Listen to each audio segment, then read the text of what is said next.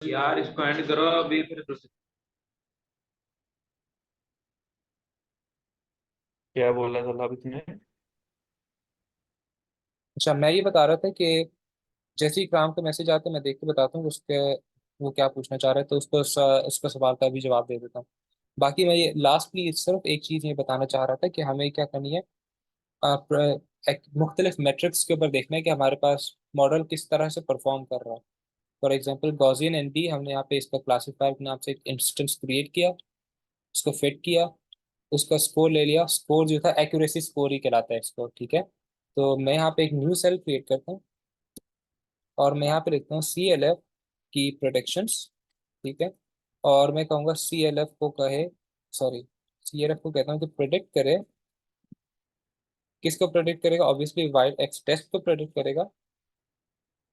ये C L F क्या classifier का जो मेरा मॉडल है वो प्रोडिक्ट कर रहा है एक्स टेस्ट को। और यहाँ पे प्रोडिक्शंस इसको मैं स्टोर करा रहा हूँ। अब मैं सी एल एफ प्रोडिक्शन को यहाँ पे प्रिंट भी कराऊँ तो मैंने यहाँ पे अच्छा इसको रन नहीं कराया हुआ मैंने, क्यों?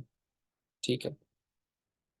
सॉरी, सी एल एफ प्रोडिक्ट्स, पहले भी यही इशू था। तो ये मेरे पास जो क्लासीफायर जो मेरा मॉडल है उसकी प्रोडिक्शंस आ गई, ठीक है। अब मुझे इन प्रोडिक्शंस के ऊपर मुख्तलिफ मेट्रिक्स अप्लाई करना है, तो मैं क्या करूँगा, मैं यहाँ पे लिखूंगा कि मैं हमारे पास सबसे पहले किस मेट्रिक का इस्तेमाल करना है, एक्यूरेसी को, ठीक है। उसको ओरिजिनल वैल्यू देखो, एक सेकंड मैं यहाँ से इसको रिमूव करूंगा और जैसे मैं ब्रैकेट डालूंगा ना तो यहाँ पे मेरे पास थोड़ी बहुत डॉक्यूमेंटेशन भी शो हो रही है। तो कह रहे हैं कि एक्यूरेसी स्कोर क्या क्या चीज़ें लेता है, वाई ट्रू यानी कि जो एक्चुअल वैल्यूज हैं, आपकी जो लेबल्स हैं वो उनको लेगा, और सेकंड लेगा आपकी जो प्रोडिक्शन है उनको लेगा। तो मैं यहाँ पे वाई ट्रू हमारे पास किस में स्टोर है, वाई टेस्ट में, जो कि एक्चुअल वैल्यूज को स्टोर किए हुए हैं। और लास्टली हमें क्या चाहिए, प्रोडिक्शंस जो प्रोवाइड करनी है उनको कंपेयर करेगा कि जो प्रोडिक्शंस आपने किए हैं और जो एक्चुअल वैल्यूज हैं उनका जो उनके दरमियान एक्यूरेसी स्कोर कितना है। अब इसको अगर मैं रन कराऊं तो ये कोरस्पॉन्ड करेगा इसके बराबर, ये देख लो 67.37, 67.37। तो स्कोर और ये जो एक्यूरेसी स्कोर है ये दोनों ही बराबर है। अब मैं इसको प्रिंट करा देता हूँ फिलहाल यहाँ पे। और नेक्स्ट मुझे क्या प्रिंट कराना है, F1 स्कोर। तो मैं यहाँ पे लिखूंगा F1 स्कोर, सेम वही चीज़ें प्रोवाइड करूंगा। मुझे चाहिए होगा वाई टेस्ट जो कि एक्चुअल वैल्यूज है मेरी, और मुझे चाहिए वाई प्रिडिक्शंस। वाई प्रिडिक्शंस मैंने किस में स्टोर कराई हुई है, अपने इस प्रिडिक्शंस के मॉडल में। और मैं यहाँ पे प्रिडिक्शन लूंगा। मुझे F1 स्कोर भी शो करा रहा है, F1 स्कोर मेरे पास 60% आ रहा है। सिमिलरली मुझे चाहिए रिकॉल का स्कोर, रिकॉल का स्कोर तो मेरे पास रिकॉल स्कोर आ जाएगा। और लास्ट में मुझे चाहिए होगा प्रिसिजन स्कोर, जो कि मैंने तीन चार मैट्रिक मैंने निकाले थे, उन सबको मैं यहाँ पे देख रहा हूँ कि मेरा मेरा जो क्लासीफायर का मॉडल है वो किस तरह से परफॉर्म करता है।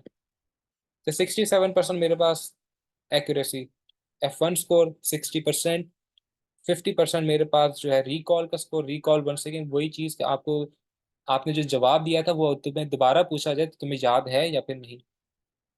प्रिसीजन स्कोर हमारे पास 74%। अब अगर मैं इसके ऊपर अपने जो है डिसीजन ट्री है, डिसीजन ट्री, उसके ऊपर प्रोडिक्शंस लेता हूँ कि वो उस उसको प्रेडिक्ट करे। और वो किसको प्रेडिक्ट करेगा, एक्स टेस्ट को प्रेडिक्ट करेगा। और इसकी जो डी टी आर प्रोडिक्शंस के नाम से मैं इसको स्टोर करा देता हूँ, ठीक है। डिसीजन ट्री मेरा मॉडल, मैंने उसको मेरे पास से रन नहीं कराया। लेट्स से लॉजिस्टिक रिग्रेशन के ऊपर इसको रन कराया, इसको फिट किया, उसका स्कोर प्रिंट हो गया। और मैं यहाँ पे अपना लीनियर रिग्रेशन के ऊपर प्रोडिक्शन दूंगा, प्रोडिक्ट करे एक्स टेस्ट के ऊपर, स्टोर करा दे एल आर प्रोडिक्शंस के नाम से, और यहाँ पे प्रिंट कराए एल आर प्रोडिक्शंस को।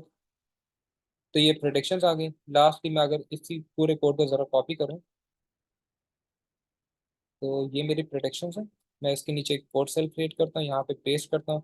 अब मुझे एक्यूरेसी चाहिए वाई टेस्ट, और लेकिन क्लासीफायर वाली प्रोडिक्शन नहीं चाहिए, मुझे लीनियर रिग्रेशन वाली प्रोडिक्शंस चाहिए। तो मैं यहाँ पे से अपने कोड जो है सारे को कॉपी पेस्ट करके अब इसके ऊपर प्रोडिक्शंस ले लेता हूँ। तो मेरा जो लीनियर रिग्रेशन मॉडल है उसके ऊपर एक्यूरेसी 71%, F1 स्कोर 58%। तब आप जब कंपेयर कर रहे होंगे अपने मॉडल को, आप इन तमाम चीज़ों को कंपेयर कर रहे होंगे। फॉर एग्जांपल मैं इसको थोड़ा सा ऊपर लेके चलूँ तो थोड़ा सा और ऊपर, कहाँ क्या है? अच्छा एक सेकंड, में थोड़ा सा नीचे चला गया, ऊपर चला गया। हाँ ये रहा। अब मेरे लीनियर रिग्रेशन जो क्लासीफायर मॉडल है उसकी एक्यूरेसी 67% है और ये 71% है। अच्छा बाकी जो है 60% ये मेरा जो है क्या दे रहा है, क्लासीफायर दे रहा है 60%, लीनियर रिग्रेशन 58%। 50% जो है मेरी क्लासीफायर दे रहा है एफ रिकॉल का स्कोर, ये 41% बहुत ही ख़राब है। ठीक है, तो इस तरह से अब मेरे पास क्या हो रही है, ऐसे समझ ले। और यहाँ पे प्रिसीजन स्कोर मेरा जो लॉजिस्टिक रिग्रेशन है वो 99% दे रहा है। वंस अगेन एक परफेक्ट स्कोर दे रहा है। परफेक्ट स्कोर का मतलब होता है कि आपके पास ओवर फिटिंग ज़्यादा हो रही है। तो इन दो का अगर निस्बतन देखा जाए तो मेरे हिसाब से ये ज़्यादा अच्छा है। बेशक हमारे पास एक्यूरेसी स्कोर थोड़ा सा कम है यहाँ पे क्लासीफायर में, लेकिन यहाँ पे देखो आप लॉजिस्टिक रिग्रेशन को, तो आपको पता चल रहा है यहाँ पे ओवर फिटिंग बहुत ज़्यादा हुई हुई है। तो तमाम चीज़ों को इकट्ठा देखो और फिर आपने डिसाइड करना है कि मेरे पास जो फाइनल मॉडल जो है वो कौन सा अच्छा रहेगा। ठीक है, तो यहाँ तक मेरी बात मेरे पास कंप्लीट हो गई है। तो अगर मैं लास्टली वापस अपनी नोटबुक में जाऊँ, अगर यहाँ पे शो हो रही है तो, नहीं यहाँ पे नहीं शो हो रही। मैं एक सेकंड कॉपी करता हूँ अपने लिंक को और ओपन करता हूँ। तो ओपन करके मैं वही फाइनल फाइनल आउटपुट हर एक को दिखाना चाह रहा हूँ कि हम किस तरह से डिसाइड करेंगे कि मेरे पास कौन सा मॉडल अच्छा है। जब आपने ये तमाम चीज़ें ले ली, अच्छा ये फॉर्मेट की ज़रूरत नहीं है, ये मैंने अपनी आसानी के लिए किया हुआ था। तो देखो गॉसियन एनबी का स्कोर इतना, बाकियों की निस्बतन जो मैं देख रहा हूँ ना, तो ये सबसे अच्छा मुझे मॉडल लगा अब तक, क्योंकि इसका जो एक्यूरेसी स्कोर है वो तो बाकियों के करीब करीब है 69 70, इससे बड़ा, इससे ज़्यादा, इसके भी ज़्यादा है, इससे भी ज़्यादा है। F1 स्कोर जो है मेरा गॉसियन एनबी का वो कितना है 64, इसका 60, इसका 63। के एन नेबर से कम है, लेकिन बाकी चीज़ों में ये जो गॉसियन है वो बरतरी ले जाता है। तो इस वजह से मैं इसको ज़्यादा प्रेफर करूंगा। जब मैं प्रिडिक्शंस फाइनल आउटपुट लूंगा तो इसको इस्तेमाल करते हुए लूंगा। अब अगर किसी का कोई सवाल है, हर कोई अनम्यूट कर देता हूँ मैं यहाँ पे। अच्छा मैं एक सेकेंड, मैं हर एक को अनम्यूट करने की इजाज़त कर देता हूँ। मेरी जो बात है ख़त्म हो गई यहाँ तक मीटिंग हमारी जो है ना, अ, मेरे पॉइंट्स क्लियर हो गए। वाई वी रिलाई ऑन, अच्छा इकराम पूछ रहे हैं कि हम F1 स्कोर, प्रिसीजन और रिकॉल को क्यों दे रहे हैं जब हमारे पास एक्यूरेसी स्कोर है। और नदीम पूछ रहे हैं कि ओवर फिटिंग का कॉन्सेप्ट। अच्छा जी, नंबर वन, हम F1 स्कोर को, रिकॉल के स्कोर को और बाकी तमाम स्कोर्स को इस वजह से ले रहे हैं कि आपके पास सिर्फ एक ही चीज, एक ही लेंस से अगर किसी चीज को देख रहे हो तो आपको इन्फॉर्मेशन ज्यादा अच्छी नहीं मिल रही। ठीक है, ये आप ये भी इंफॉर्मेशन कन्वे करता है, ये भी बता रहा है कि अच्छा कौन सा मॉडल इनमें से अच्छा है। लेकिन ये बाकी भी मॉडल, ये जो है मेट्रिक्स हैं, ये भी आपको कैलकुलेशन में मदद देते हैं, आपको एक इन्फॉर्म्ड डिसीजन लेने में, आपकी एक तरह से कह लो कि हेल्प आउट करते हैं कि आपने मॉडल डिसाइड करना है कि कौन सा अच्छा है, गॉसियन एनबी, लॉजिस्टिक रिग्रेशन। तो आप सिर्फ एक चीज के ऊपर रिलाई नहीं करो, इन बाकी चीजों को भी निस्बतन देखो। ठीक है, स्टेटिस्टिकल मेजर्स है ना सारे के सारे, इन सब को भी देखो कि अच्छा इन सब में ओवरऑल क्या स्कोर आ रहा है। ओवरऑल यानी कि अच्छा एक्यूरेसी तो इसकी अच्छी है या फिर लॉजिस्टिक रिग्रेशन की अच्छी है, लेकिन वो देख रहे हैं हम प्रिसीजन से, मुझे पता चल रहा है कि यहाँ पे ओवर फिटिंग बहुत ज्यादा हो गई है, तो ये एक अच्छा कैंडिडेट नहीं है, इसका मतलब है। तो सिर्फ एक चीज को देखते रहोगे, इन्फॉर्मेशन आपका कम है, बाकी चीजों को मद्देनजर रखोगे, अब आपको एक इन्फॉर्म डिसीजन ले सकोगे कि अच्छा ये जो है चीजें मेरे मॉडल को खराब कर रही हैं, तो ये मेरे नज़दीक अब ये ज्यादा अच्छा मॉडल है। जहां तक उसका था कॉन्सेप्ट, पूछ रहा था मेरे पास, क्या नाम है, ओवरफिटिंग का। ओवरफिटिंग का मतलब होता है कि आपका जो मॉडल है ना, उसने बहुत ही जो ट्रेनिंग डेटा सेट है उसके बारे में, ऐसे समझ लो, कैसे समझाऊं मैं आपको कि ओवरफिटिंग क्या होती है।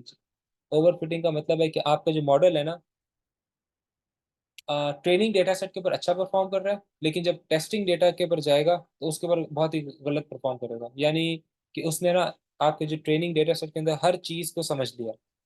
ठीक है, मैं इसकी एग्जांपल ऐसे दे सकता हूँ कि फर्ज करो कि आइसक्रीम की सेल्स, और वही वाली एग्जांपल लेते हैं, आइसक्रीम की सेल्स और क्राइम का रेट। अगर किसी शहर में आप ये देख रहे हो कि आइसक्रीम सेल्स इंक्रीज कर रही हैं और क्राइम रेट इंक्रीज कर रहा है, तो इसका क्या मतलब ये है कि हमारे पास आइसक्रीम की सेल्स बढ़ेंगी तो हमारे पास क्राइम रेट बढ़ेगा? ऑब्वियसली नहीं। ठीक है, आइसक्रीम सेल्स और जो क्राइम रेट है वो बिल्कुल ही अनरिलेटेड बातें हैं। हो सकता है कि आइसक्रीम की सेल्स इस वजह से बढ़ रही हो कि गर्मी ज्यादा हो गई है तो लोगों ने आइसक्रीम खरीदना शुरू कर दिया, जबकि जो क्राइम रेट है वो इस वजह से बढ़ सकता है कि आपके जो शहर है उसके अंदर गुर्बत ज्यादा है, गरीब, ठीक है, तो इस वजह से लोग जो है वो चोरी करने लग गए हैं, या फिर इस वजह से क्राइम रेट बढ़ रहा है।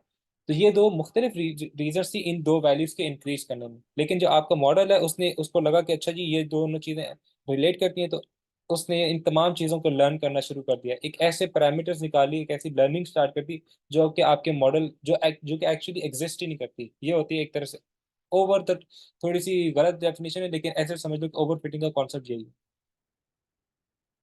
मेरे पास असल में ना स्लाइड्स नहीं है, तो मैं स्लाइड्स होती तो ज्यादा अच्छे तरीके से समझा पाते कि ओवर फिटिंग क्या होती है, लेकिन होपफुली मैंने थोड़ा बहुत आपका जो कॉन्सेप्ट वो क्लियर कर दिया होगा। इब्राहिम भाई, अगर प्रियन स्कोर 50 से नीचे होगा वो ओवरफिट होगा या नहीं होगा मॉडल? हाँ एक्चुअली ओवरफिट नहीं होगा आपका। ऐसे समझ लो कि आपका जो स्कोर है वो खराब है, बस आपके जो मॉडल ने परफॉर्मेंस, सिंपल टर्म्स में अगर समझाया जाए, ओवरफिट तब होती है जब आप बहुत ही अच्छा स्कोर ले रहे हो, यानी कि जैसे यहाँ पे ही आ रहा है। ठीक है। ठीक है। ओवरफिटिंग तो तभी होगी ना, ओवरफिट का मतलब है कि आपने बहुत ही एक्स्ट्रा ऑर्डिनरीली चीजों को समझ लिया है, तो इसका मतलब ओवरफिटिंग है। जब आपका स्कोर ही बहुत कम आ रहा है तो इसका मतलब ओवरफिटिंग तो नहीं हुई, उधर अंडर फिटिंग कहलाती है। उस कॉन्सेप्ट में इस वक्त नहीं हम जा रहे, लेकिन आप सिर्फ इन नंबर्स की वैल्यूज को चेक करो। ठीक है, बाकी कॉन्सेप्ट्स को अगर ओवरफिटिंग वगैरह को छोड़ दो, तो आप सिर्फ न्यूमेरिकली ये देख लो कि अच्छा ये बड़ा है ये छोटा है, तो मुझे इसको सेलेक्ट करना है। ठीक है। ठीक है। और किसी अब कोई इजीली होकर पूछ सकता है कोई भी सवाल। ठीक है, मैं रिकॉर्डिंग स्टॉप कर रहा हूँ यहाँ से।